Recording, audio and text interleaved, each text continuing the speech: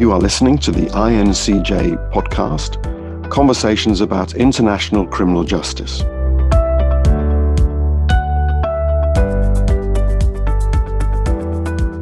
Hello, everybody, and welcome to our International Network Criminal Justice podcast, Changing Lives Through Literature.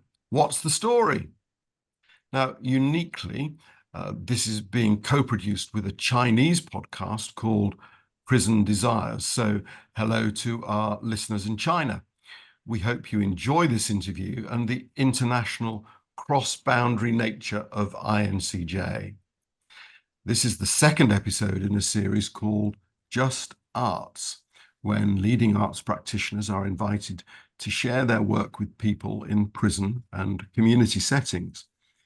In conversation about their experiences and very different perspectives, we hope to draw inspiration and new ideas from around the world.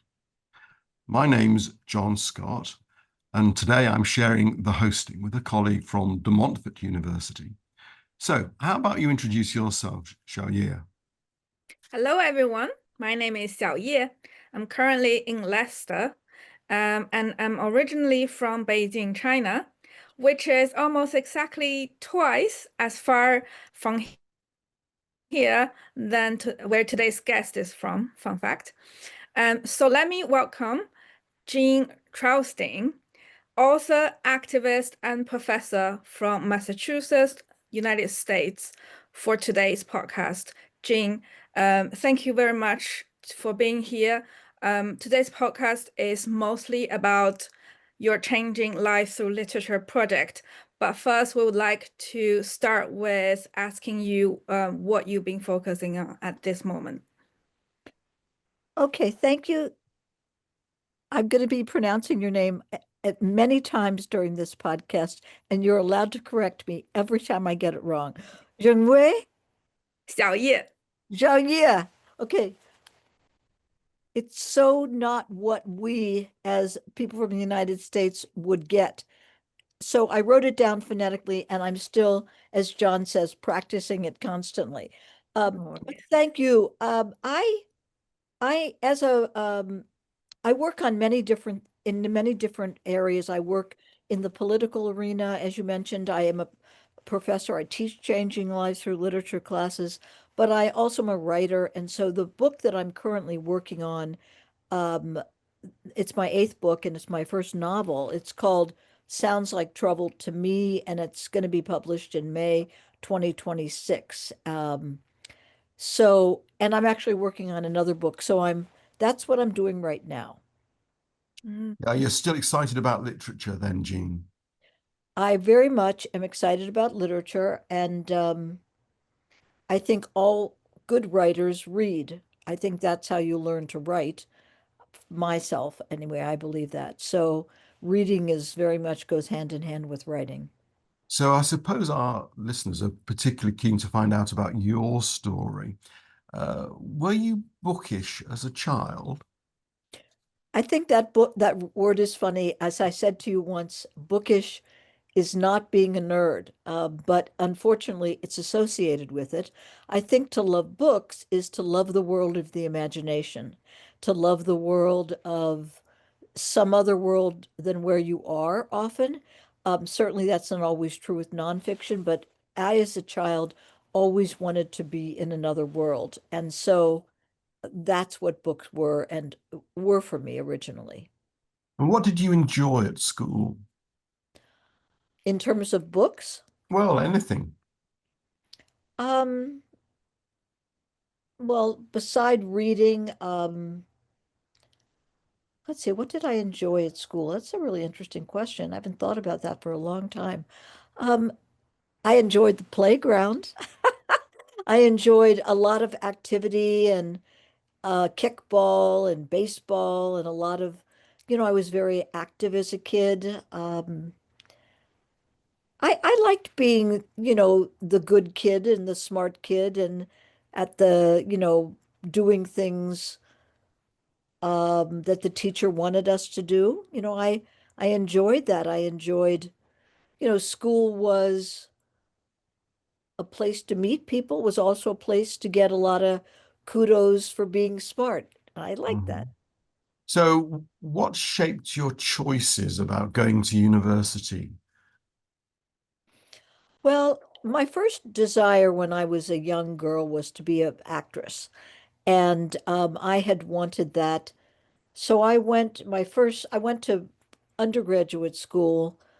I thought maybe I'd go to a school of performing arts, but I didn't get into, it's funny, the school I wanted to go to when I was young was Sarah Lawrence. And I,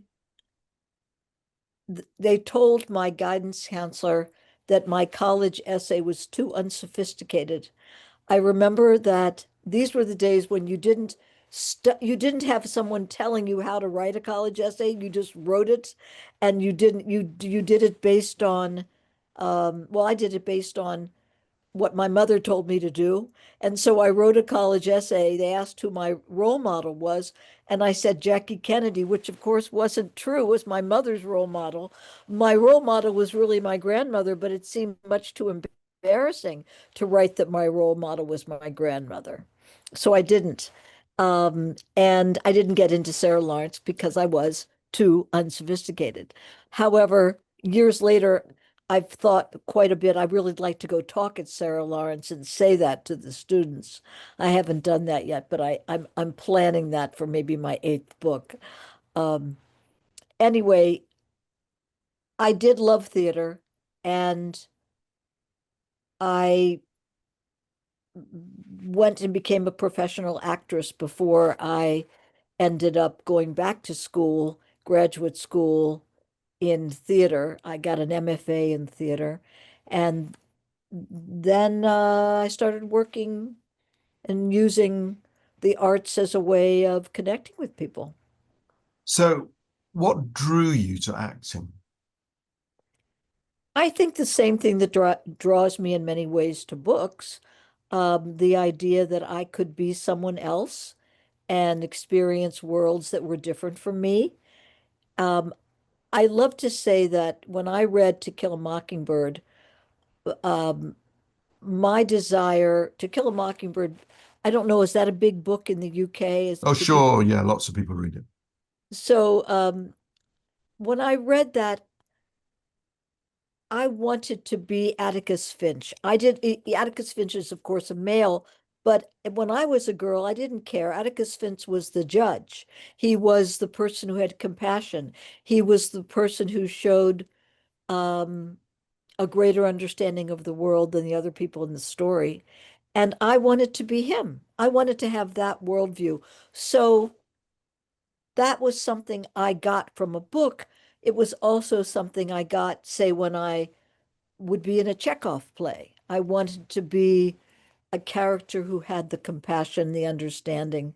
In Chekhov's play, I wanted to be Sonia and Uncle Vanya. But I was very attracted to classic text, to Shakespeare, always. Mm. So, after university, you began a career as an actor. Well, I would say I began and ended a career as an actress. It was very quick. It was a few years. I did go to Hollywood. I did give it a shot, and I am very happy I gave it a shot because I was able to always talk to people about following their dreams. And Okay. that was So, what most important to me about so that do you part of think my we life. do you think we spend the whole of the rest of this podcast with Hollywood anecdotes? I think not. Oh no, I was hoping that you'd met Robert Redford or Paul Newman. Not I did meet someone who did know Robert Redford, but not Robert Redford. Okay. Well, in that case, we'll go sweeping on. I think it's your turn, Jair. Hmm. Yeah, so I'm interested in if moving on from acting and a career in Hollywood, what happened next? How did your acting or drama experience influence your understanding of young people or the role that literature could have in everyday life of people? I saw a play when I was in California. I don't know if you've heard of this play called The Cage. And the play was done by formerly incarcerated people from San Quentin. Mm. And that play I would say changed my life in that I had no idea people behind bars could perform plays, number one. And number two, they were so good. And I thought, this is the way theater should be used. Theater should be used for regular people, not just for people who want to be famous. Regular people need access to this. And what I meant by regular people, people who, I mean, somebody who had a life experience that he could bring to a part, that's the person I wanted to see play Waiting for Godot. That's the experience I wanted to take part in. So, um, I went to, I got my degree at Brandeis in acting, but always in my mind, I had taught college before I went to Brandeis. I always in my mind was getting back to teaching and using the arts in some way for people. And that's what I did after I got a school, I got a job at a school for emotionally disturbed teenage girls in Massachusetts, and I started working with kids, doing theater with kids. Eventually, that got me into doing work in a prison where I worked for 8 years at Framingham Women's Prison directing plays.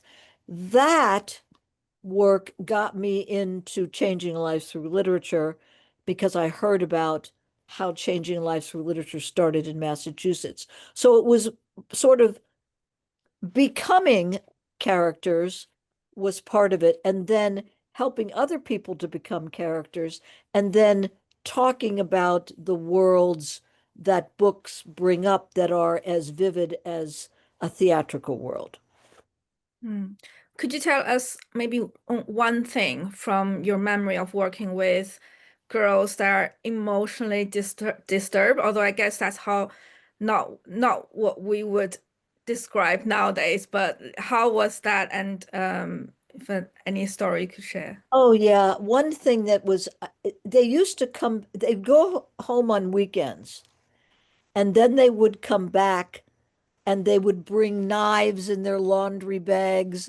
They would, they would these were girls who acted out in many ways. So acting out was the thing that got me. I said, if I can channel this energy into something theatrical, that's how, that's what it's all about. They had as much energy as anybody else. They just didn't know how to use it. So, um, we did children's plays, and that is how they began using their energy and communicating with others. And so when I did get to Framingham, it was the same kind of thing, channeling energy from people who had been involved with, law breaking. How do we take that energy and put it on stage?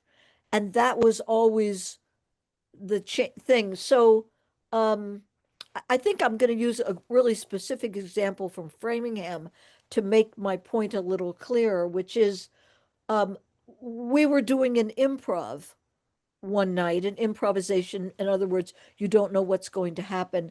And I gave this one woman who actually had HIV. And at the time, this was 1988, and nobody knew anything about HIV. So people were scared. She had HIV. She was an outsider in the prison and an outsider even in my class because she had HIV. And I gave her the part of Shylock to try to play, who is an outsider. This was just in experimenting in the Jewish community and outsider in not just the Jewish community, but the world of non-Jewish community in the marketplace, so to speak. So the job in the improv was for her to go into a bar, not as Shylock, but as herself, and try to talk to people in the bar. And so I created a parallel situation from the play in a modern world. Go into a bar, try to talk to these people, get them to pay attention to you, tell them why it's important that you're going to do something with them, get an idea. And so she, even just breaking into a conversation became, and I told the other people, don't let her into the conversation. So that the objectives of one person versus another person collided, and Katie, her name was, the real person playing the role, eventually she played Shylock, the one who had HIV, had the experience of being rebuffed, of being of being not loved, not liked, not accepted, not wanted, which was one of the kernels of what I think Shylock felt. And so that's how I would often approach taking one's emotions and experience and put them in the play, channeling it, using it, and therefore finding success through someone else's words. This is That sounds like yeah. sounds like it takes a lot of working with them, getting to know them, and understanding, observing them to connect their individual situations and needs with characters in the text that you work with. Well, I would get to know them, but I got to know them more when I gave, some of it was intuitive. I got to know them more as I gave them more and more improvs to do. But it took us 6 months to do The Merchant of Venice, my first production. It wasn't like a regular play. I spent a lot of time working on text, having them translate the text, dealing with costumes, dealing with, a lot of in-depth work. I was going to say, this is now not a spoiler because you lent us into the fact that you were the first person, I think, anywhere to produce Shakespeare or direct a Shakespeare play using people who were serving sentences. And you wrote a book called Shakespeare Behind Bars. Now, you've talked about that it took 6 months to open up the possibilities of this. And I think our listeners would be really interested to hear how you got permission to do this. People have taken, professional actors into prisons to do Shakespeare, but to get people who are serving sentences to engage with the text, that's absolutely amazing. So what's the story about that? Well, there were always classes in prison at that time. Boston University taught in the prisons, so there were people who were volunteers in prisons at that time. But I would say to understand this is to understand that the world was different at this time. It's not the way it is now.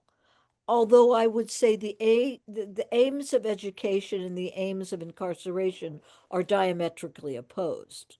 The aims of education is to open up somebody's mind.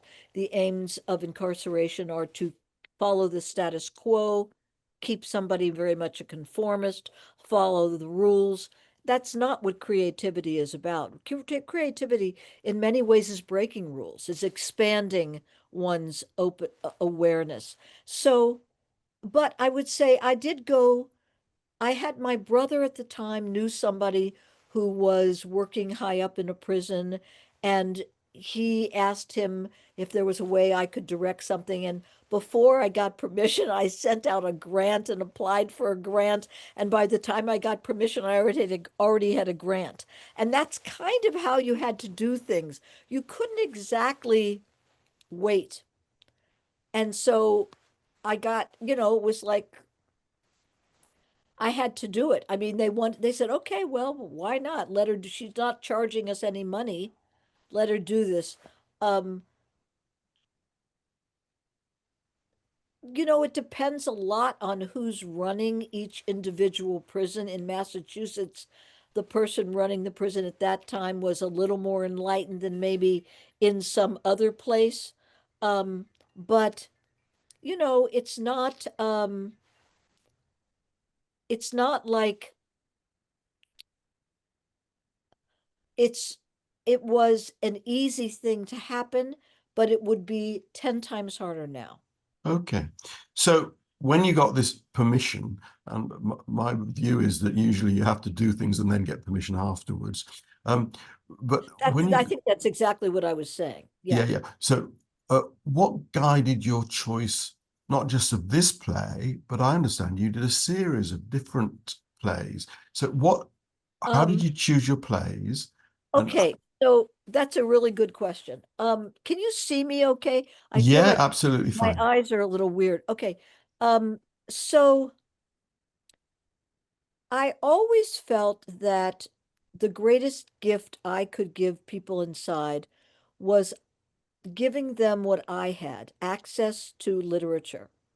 They did not have growing up access to quote great literature. And I felt everybody deserved that, not just privileged people, not just people who had a good education, not just people who came from a good neighborhood.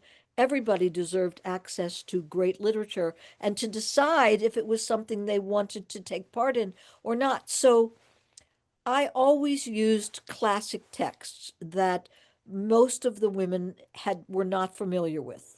Not all, some were, but most weren't. So I used, when I say classic texts, I mean texts that are considered great, that had to be translated in a sense for the prison. The women would always put the text into their vernacular, but we would start with, like we did Waiting for Lefty, great Clifford Odets, Lysistrata, Aristophanes, Madwoman of Chaillot, um, a very famous one you wouldn't have heard of, a Latin text that was a classic in its time, um, Scarlet Letter, and The Taming of the Shrew. And so and also Arsenic and Old Lace. I did classic texts that were considered great pieces of literature. I did not do Uncle Vanya, although I loved Uncle Vanya. Sometimes I wish I had done a Chekhov, but I didn't. Hmm. And what audience did you have for these works? The women inside, Hmm. uh, the the women inside. In the beginning, I had two shows sometimes. One show for the women inside, the next day for their families. They came inside, and that was amazing. I always would make a videotape, and um, I hope to show that to you at some point, the videotape. But um, they would let me send them home. Some years I could, some years there was more resistance. Things change so much in a prison that the superintendent changes and then policies change. Mm. So, can you assess what impact participation in these dramas and the preparation for the shows would have upon the actors, Well, and maybe also upon the institutions as well? I can tell you that the one thing that is problematic for my program is that it depended on me. It wasn't like I could develop something that I could leave behind because they didn't want me there in the first place. So it wasn't like they wanted me developing somebody to come behind me. That made it more difficult to carry on after I left. It's always in prison, often like whoever gets in, whoever gets the chance, not like a program. Now, there are programs now that do exist that have gone on and they've managed to continue, like Kurt Toflin's program, Shakespeare Behind Bars, which is a very, very important program. But what I'm saying is that um, it doesn't always happen that a practitioner has people to follow behind them. So you can't assess it that way. I can assess it from a couple of things. One is I would ask them, I'd give them an evaluation at the end. They would write something, and many of them wrote all sorts of wonderful things. Like one woman wrote, "Thank you for giving me the chance for being someone else, even if for one day." Um, years later, this year, I got a letter from someone who was in 5 of my productions and said how she told her children how much it changed her life. There's a woman who's outside now. Her name is Angie Jefferson, and she's in the Boston community, and she was in my Taming of the Shrew adaptation Rap Shrew with rap music. It was called Rap Shrew. And Angie was one of the shrews in the play. And she's out of prison now 30 years. She spent in prison and now she's out like 2 years. And she came over to my house and watched herself on my TV in the production of Rap Shrew. And she saw herself, she saw her family come in. She was able to see herself talking to her mother and grandmother in the prison. Her mother's passed. And so that was an incredibly important experience for her. I would say the anecdotes tell the story.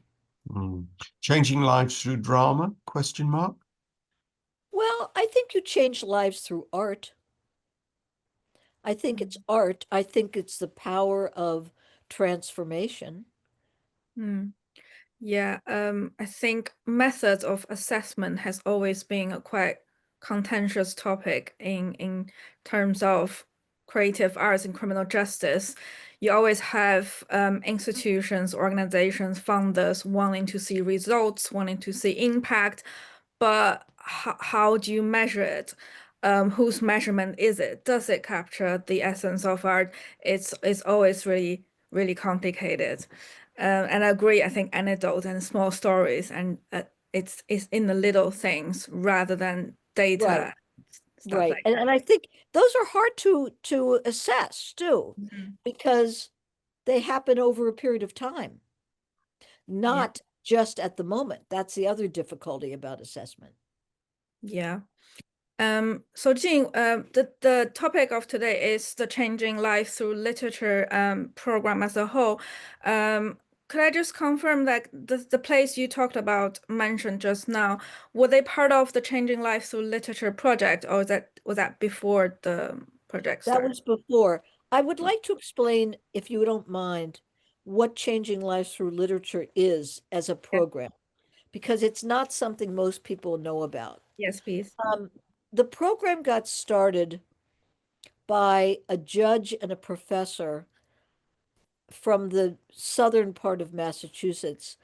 And it is a little bit of a kind of a chauvinistic story, but it's still a cute story to tell. I think it's chauvinistic. In the two men are playing tennis and they bet each other. One bets, I can do better than you are doing with people you are locking up, the professor says to the judge. I can stop them from committing crimes with books. And the judge says, "Oh, yeah, let's see." So, anyway, it begins with kind of a challenge. And so the first group the guys had a lot of, as Judge Kane likes to say, long rap sheet. And they were on probation. And in the United States, that means they're out of prison. They had conditions they had to live up to, no drugs, different kind of things. But they came every week or every 2 weeks to a literature group where the judge, the professor, and the clients sat together in what we have now come to call a democratic reading circle, where all opinions are equal, all ideas matter, and just discuss the books. And it's not therapy. It may be therapeutic, but it's not therapy. And the idea was not to talk about yourself, but to talk about the literature. And the other idea is that through literature, which is exactly what I was saying about through theater, through literature, one involves themselves deeply in characters and gets a powerful transformation through the characters often. And like I did with Atticus Finch. And so I heard about this program about 6 months after it started, and I started it with women, with a judge up near where I live, 1991. And it's a program that I have done in many contexts. Now I've done it also inside prisons It's a little different there because you don't have, the judges still go in, but the probation, instead of a probation officer, you might have a correction officer, somebody who has to be authority force, actually reading the material and interacting on the same level as the participants. That's the theory. Everybody's voice is equal. So most of the times the reading groups will be run outside the prison in probation context, is that right? Yes, yes. Do the participants sign up voluntarily, or is it tied to their probation requirement, or? Well, they have to be voluntary, but in terms of what they get from doing it, they get time off their probation. So it's voluntary, but they get something for it. We used to give off fees, but no longer, there are no fees anymore for probation in Massachusetts, in the country, actually. Well, I'm not sure the country. I take that back. In Massachusetts, there are no probation fees. So that no longer became a carrot, but time became a carrot. Also, I think for some of the participants, particularly this is what I've noticed with the men, it's a little different with women, and I've run groups for both. Um, the women tend to look at me like, I had a dress like that once. They look at me like I'm kind of like you, but I'm not like you. I want to be like you, but I'm not. We're on the same level. But with the men are a little bit more relating to the judges, particularly when they're male judges, because it's like, I want to see if I'm as smart as, do my ideas interest you? There's a challenging thing that goes on there. So there's some different male-female dynamics that go on in the groups, I think, that happen to also play into the dynamics of the group. But what's similar in all the groups is that people get a chance to express their ideas in a context where they're often not listened to. And just to understand a bit more about the practical aspects of how those groups are run, would you give them text to read before they come to the class? Like my seminars for students, they never read it, but that's that's the setup. Well, I think people do different things. Okay, so when I first started this program, I did it with women, and we met every 2 weeks, and we had a book every 2 weeks. They had to read the book, and that their assignment was to read the whole book, be prepared, be ready to talk. Most of them read the books, not everybody, not every time. That was a point of discussion always. But then when we started meeting every week, in some contexts, we used short stories. That was easier for people. And unfortunately, the way the world has gotten with people not reading as much as they used to, as you just mentioned, in any context, short stories seem more doable. And I like the every week meeting because they're more accountable. So I tend to use that format more than I use the books.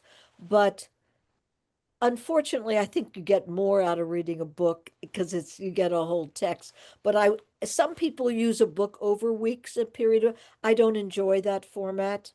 I like a contained story that has ideas and philosophy and we can relate to and so on. And they can be long short stories, 40 pages.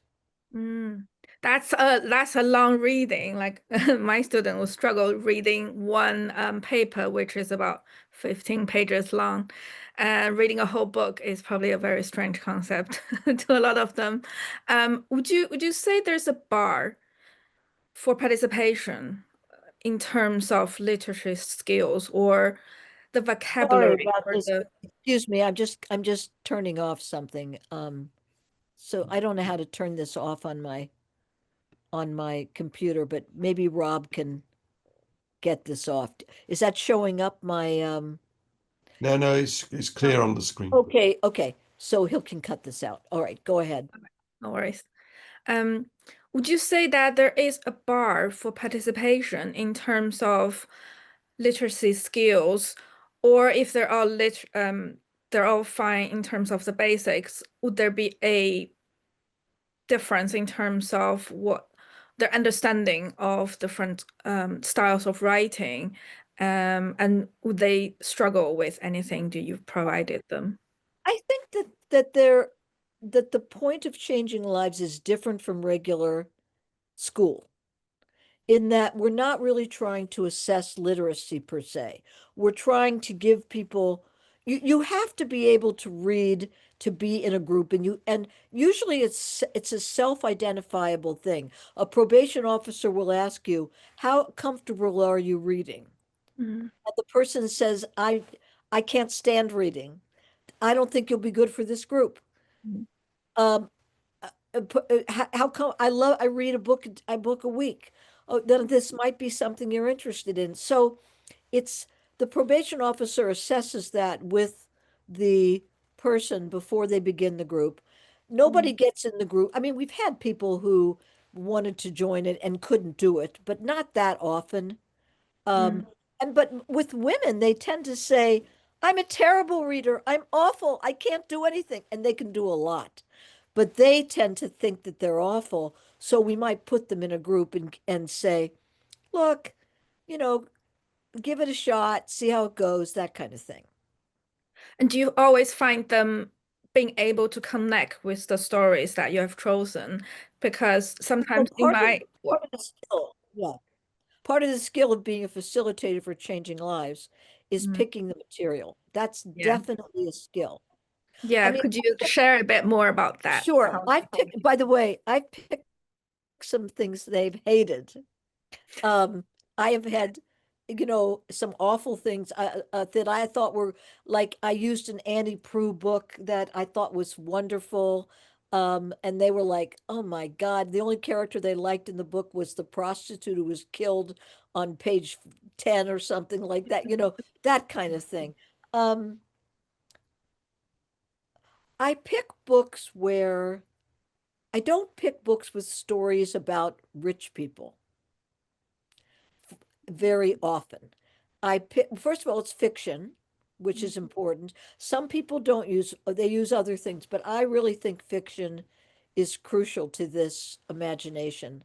Um, I try to pick good stories that grab people. And even if I don't think the writing is fabulous, like Jodi Picoult, she is, I'm sorry, Jodi, if you're listening, but she's not what I would call, she's not Louise Erdrich, who is one of my favorite writers, American writers, who's a Native American writer. But she's not, and Toni Morrison, who I adore their books. They're hard. I'll use Toni Morrison's books. I use The Bluest Eye, which is, I've had some of the best discussions ever, but I'll also use sort of more accessible material that somebody, um, something like Barbara Kingsolver, The Bean Trees, or something that is more, but oh, this is important. For women, I'll use a lot of material by women. Mm. Like in my last class, I used James Baldwin's Sonny's Blues with the Men, which is a very, very classic story, but it spans time. And then I also used some stuff from the New Yorker, um, very, very contemporary things that I found that the guys related to. Mm. And could you tell us a little bit about how the group is run on the day? Say we are in the group with you at the very start, and how would you start the group? How would you start the discussion going about the reading? I want to say all facilitators are different. And part of the joy of this is each person does it a little bit their own way, but the facilitator's in charge of the group. The probation officer's in charge of outside of the group, sort of like if the person doesn't read the book or doesn't come, or, handling that kind of stuff. And the judge will weigh in his or her opinion, what's going on. But the way I start a group, excuse me, is to start with what I call a go round.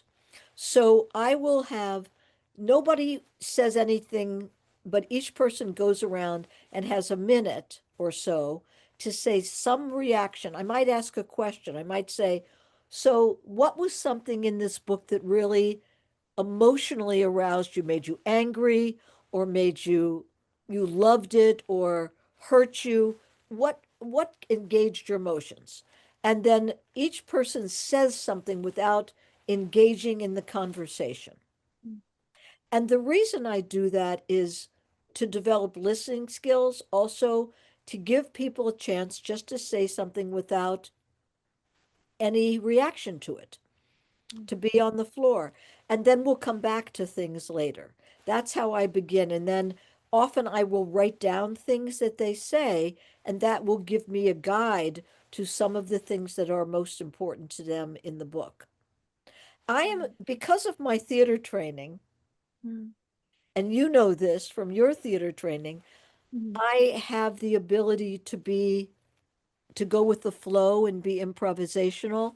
And so I can vary what I might think I'm going to do in a class depending on how people respond. So there's no format in terms of steps going forward. It's flows as you read the group and read what they want I to usually say. come in with a list of questions Right. Yeah. and I add to them or subtract from them or whatever. And and sometimes the questions, I don't get to the questions, all of them or whatever. And sometimes they have things they want to bring that I might ask them their questions. Lately, I've discovered something that was a lot of fun. Can I give you an example of a story? Of course. So I used a story about a young woman who is about to have an abortion. And you don't know, this is an Italian story, and I've used it in Italian prisons. I've used it in American prisons. I've used it with probation officers and judges at a training. I've used it in many contexts.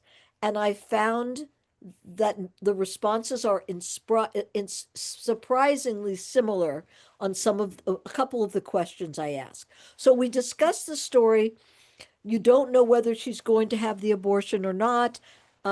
We discuss all the aspects of what happens. How'd she get to where she is? What does she feel? The guy, why does she not know who the father of the child? Meanwhile, she's walking to the abortion.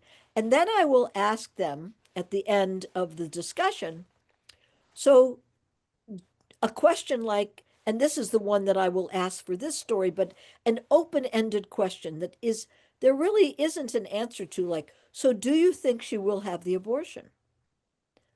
And then invariably, half of them think she will, half of them think she won't. That's the first open-ended question.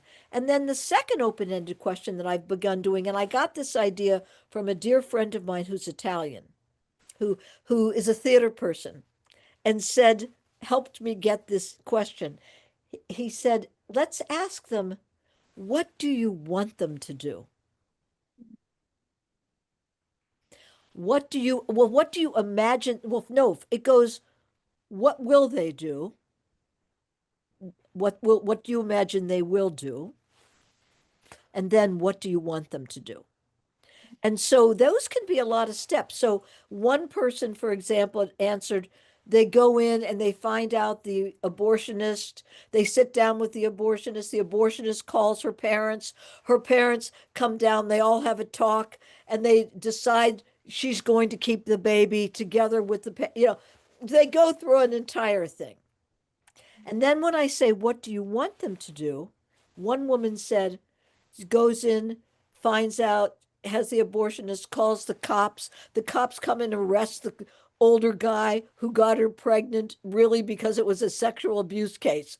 And, really interesting what they project onto the story. That is a great question. It's a great question. And so it gives them a chance for their imagination. It gives other people a chance to hear different ways we see the world. And there's no right or wrong, which is an important teaching point about changing lives and about literature, which is something that we are socially teaching people to not always have, to think that there has to be one way of doing something. That relates to the next question I was thinking as you were talking is, other than having them being able to access great literature. Do you have any other goals or design in terms of what you want to achieve by choosing those texts? Because I would imagine some people, like my students or officers I worked with, they would ask like, so what? Like, what's the point? What do they learn out of it? Or where are they at the end of it? Well, I think some side things are people end up getting more into school. Mm, Reading leads them to want to feel more confident in themselves. mm, They go back to school, or they feel more confident at their jobs, or they read to their children. So there are things that reading gives them, not just the specific stories, but reading itself gives them that leads places. mm, The specific stories, I think, I am careful not to be too presumptuous that people have the same points of views that I have, because they don't.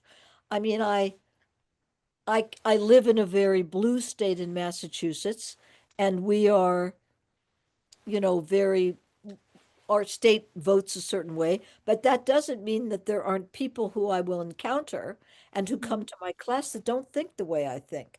So I have to be careful not to choose a story that I'm going to try to impose my framework on them. So example is, um, I did use a story, I think it was called Rib Night. I can't, Will Macklin. And it was about,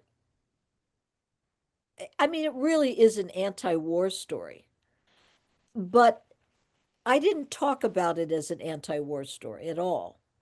I talked about it in what happens in the, I mean, they could get that or not get that if they wanted it. They, one guy who had been in the service, talked about it in terms of what it would be like to, have some of the experiences that were in the story, and how he wouldn't, it's sort of from a personal vet point of view. And somebody else hadn't been a vet. But I was careful not to validate or invalidate any of that, even though the story is an anti-war story. He may not be anti-war, was not my business.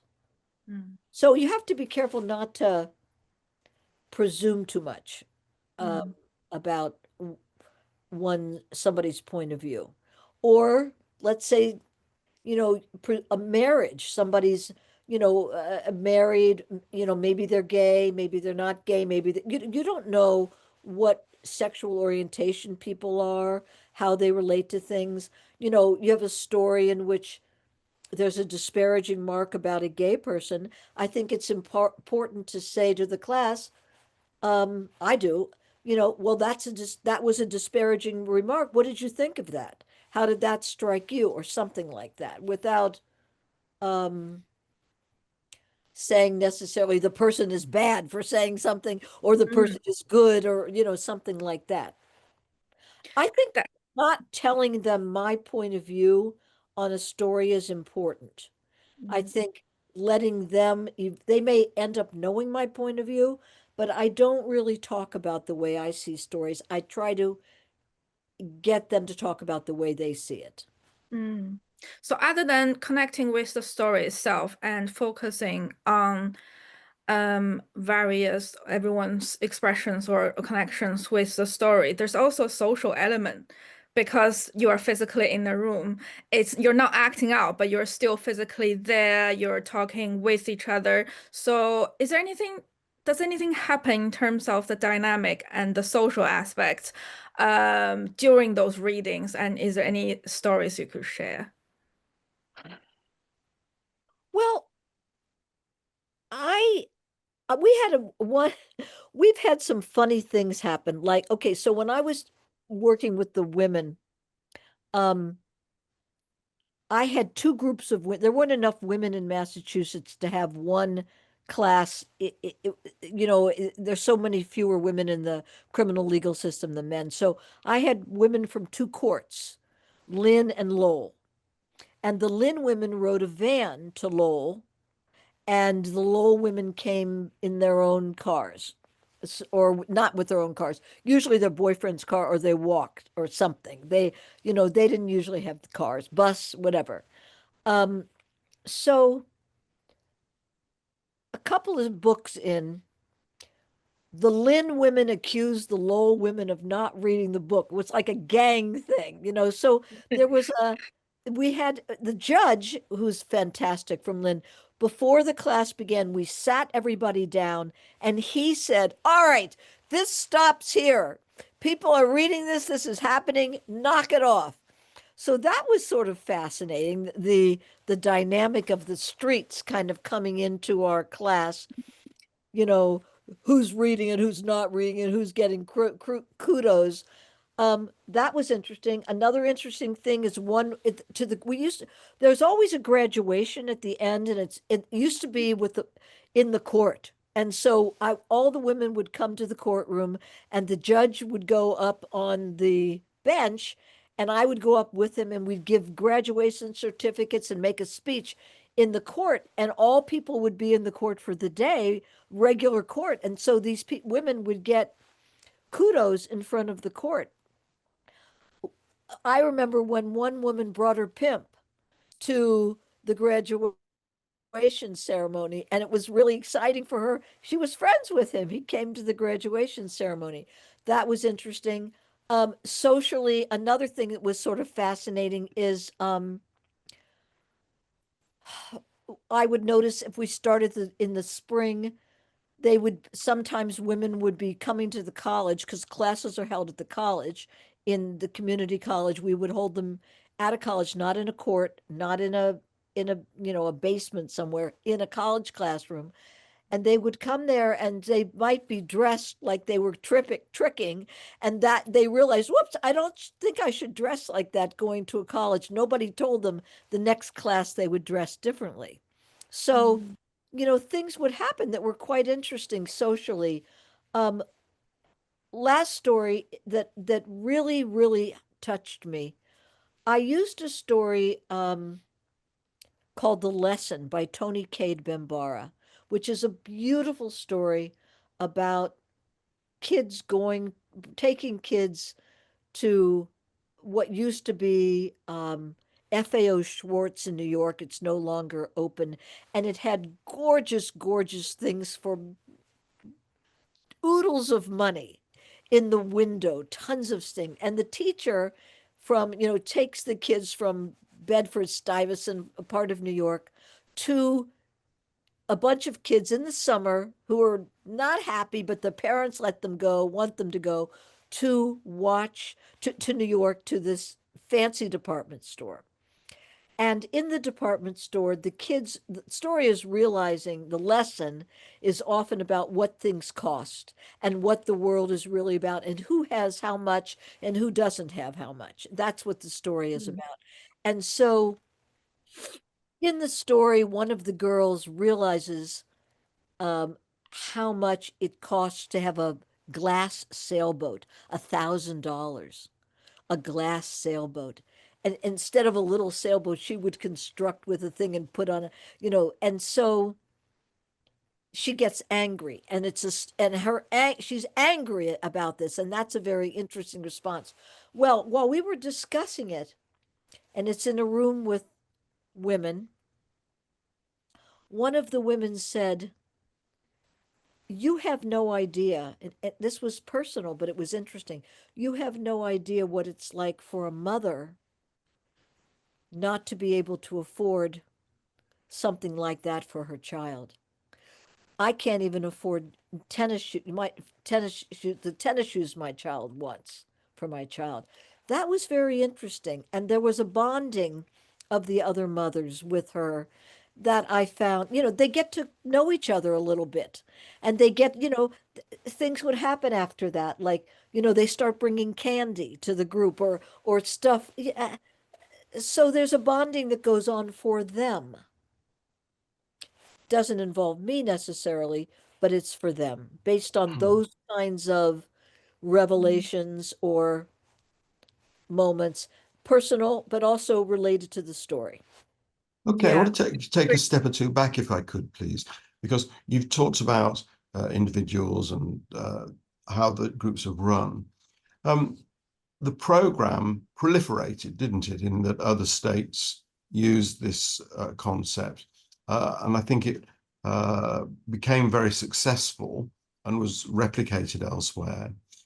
It's not used quite so much now, is it? It's back in the Massachusetts area mainly. Is that not right Oh, now? yeah, we haven't had the money to go outside the state Yeah. to drum up business, so to speak. I am sure if we did, if somebody, we hardly have money for recidivism studies, which costs a fortune.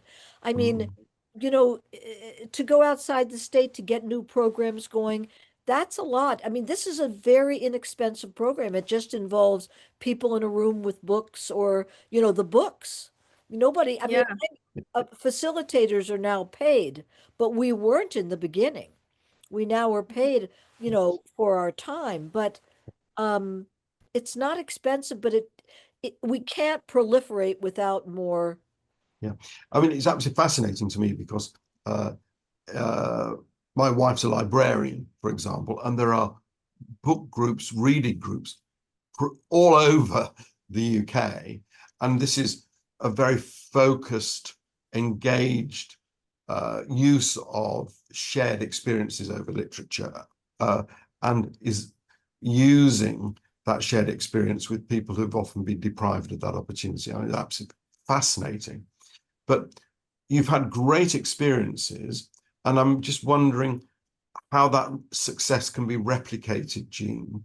Do you think this would travel to different countries? Absolutely. I mean, I told you I went to Italy and I did it in Italy, and I've done it in England, and there were people doing it in England. Mary Stevenson started programs inside prisons in England, but using the Changing Lives model. Um, I think the whole concept of being on probation doesn't exist in every country, so it might have to be translated in some ways. That's, and the idea, and judges don't always want to be in the same room with the people who they have sentenced. But the reality is that dynamic is what makes this work.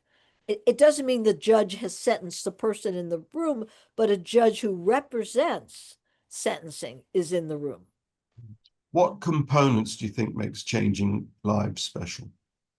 I think the components of the people, what I just mentioned, the judge represents authority, the probation officer represents a kind of authority, and the people and the facilitator, um, education has been something troubling for a lot of the people we find who come into these programs. We represent something also, but then when you get the people, the thing that definitely changes is that all opinions are valid. So that idea that all opinions are valid is what makes Changing Lives particularly important.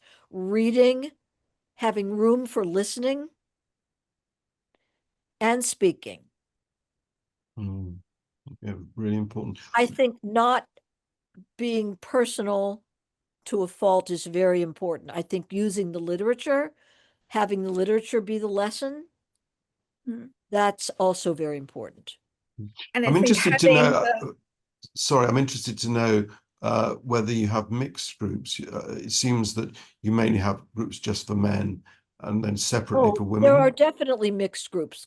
Yeah, and are they different in type? Well, I have not run a mixed group. I have resisted it because it's me wanting the women to have something a little different. So I have resisted that. But um, with men, I have run men's groups, and with male judges and female judges, so in a way that's co-ed, but it isn't exactly because the male voices still dominate in the room.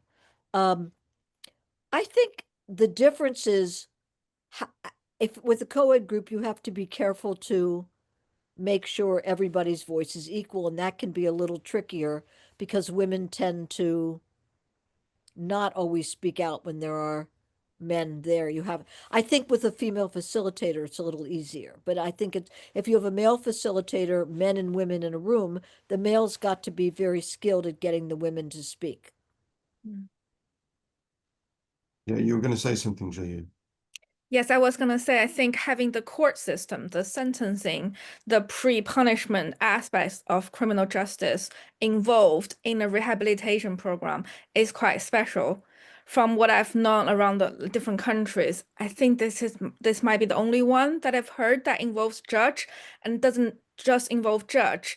You've mentioned that it finishes in the courtroom with a very ritualized ceremony, which is really important. There's been scholars writing about that, Lashak Maruna writing about there is a ritual to punish you and sentence you, but there's no ritual to kind of prove your redemption or that you have been rehabilitated.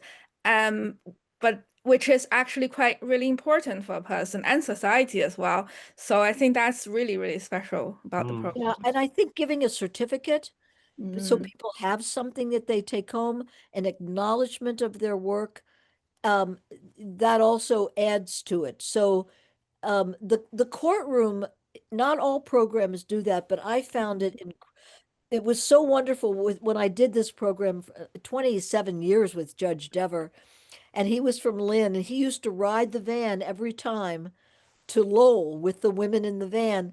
And so when we had the graduation, he was always he came in sweats or whatever is, to the program, but in the graduation, there he was in his robe on the podium, and they had never seen him in his robe. That's not who he was. He was not that role. And so the role took on a new meaning. He was an empathic judge now, not the judge of their fears. Plus, in our situation, Judge Dever's portrait was in the courtroom.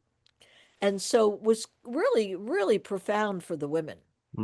Might also be profound for judges around the world to be inspired by how that judge handled his role.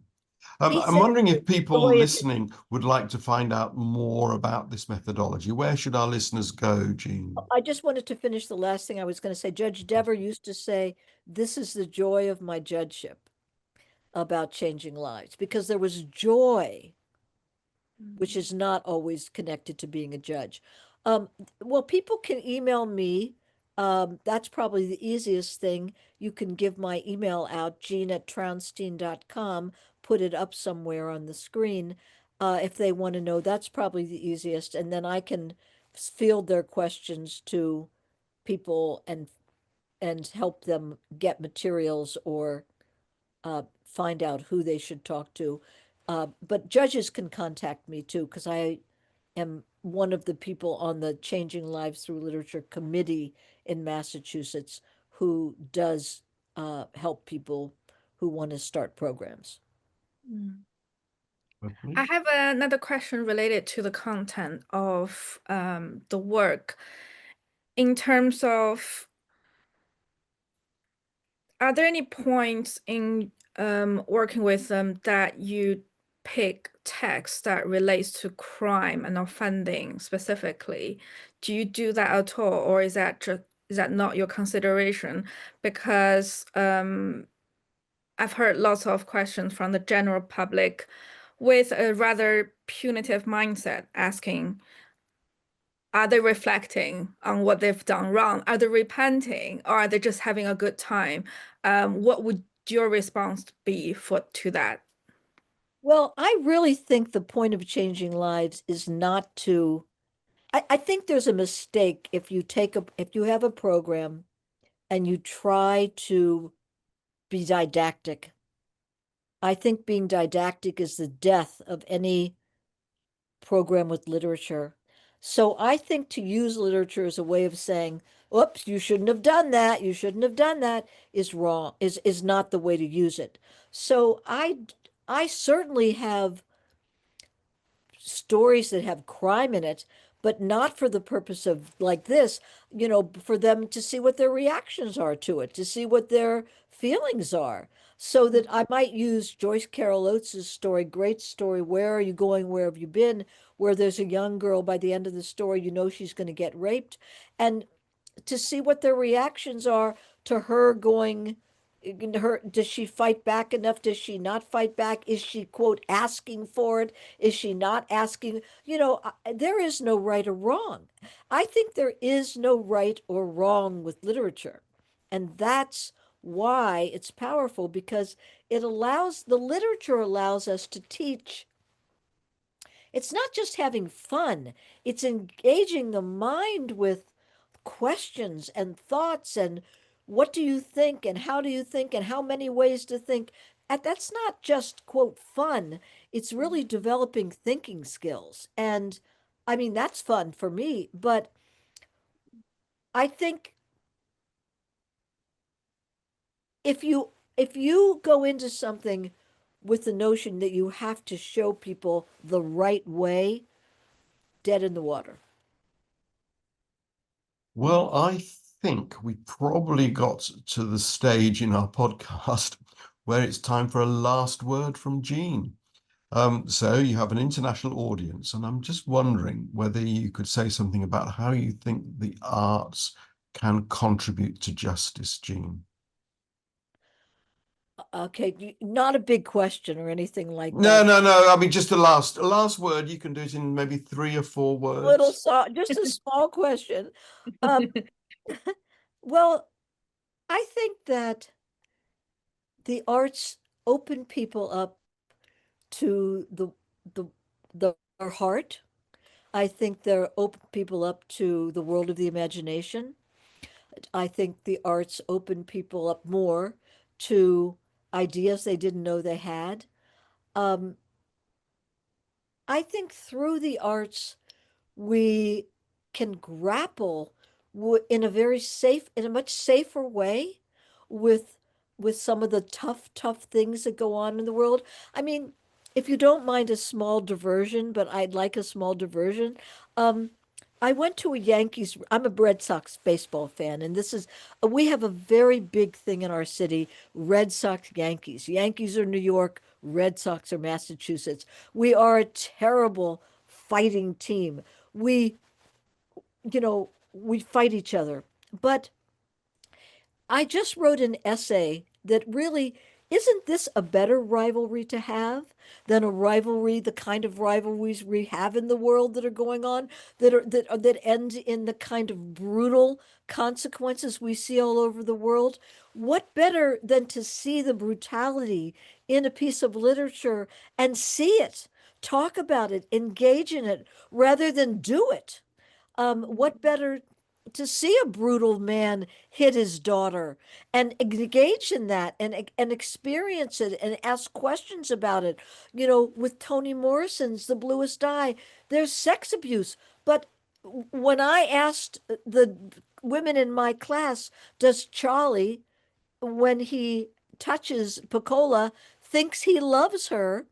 Judge Dever flipped out and didn't want the women to talk about it, but the women said, be quiet. We want to talk about it. Yes, he thinks he loves her. And that, for them, was a revelation about what that meant. Not something they could have ever talked about with their own abuse, ever. But they can talk about it with someone else's on the page safely. And that is the gift. And I think it is a gift. Well, thank you very much, Jean. This is an amazing and varied story, which is bound to inspire practitioners who love both books and drama, and who know they work with people who've got in trouble with the law and who make bad and good choices maybe every day. So thank you very much for sharing time with us today. Now, we're planning to reach out in other podcasts in the coming months to Germany, China, Australia, and we're hoping to talk to a true crime writer in future podcasts. So please keep a watch out, everybody, for upcoming events. So John, thank you. I would like to say one thing for Please people. do. Yeah. I would hope they can contact me, but also if you want to find out more about my work, go to jeantraunstein.com and you can find out about my work there and about my writing and my books and so on. But I'm happy to also be a font of changing lives through literature. Brilliant. What we'll do is we'll make sure that there's a list of contacts on our website, and please do take up Jean Traunstein's offer of contact, because she's been very open today and will continue to be so. Jean, you're a star, and actually you should have made it at Hollywood. And then we could have talked about Robert Redford.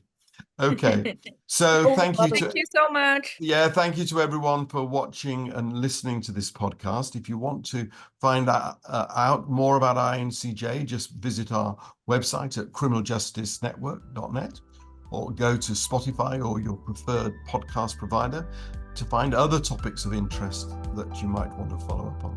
So I think all that's left to do is to say goodbye from the three of us. Goodbye. Bye. Bye. Thank you for listening. You have been listening to the INCJ podcast, conversations about international criminal justice. To find out more, go to our website at criminaljusticenetwork.net or follow us on Twitter at INTCJ Network.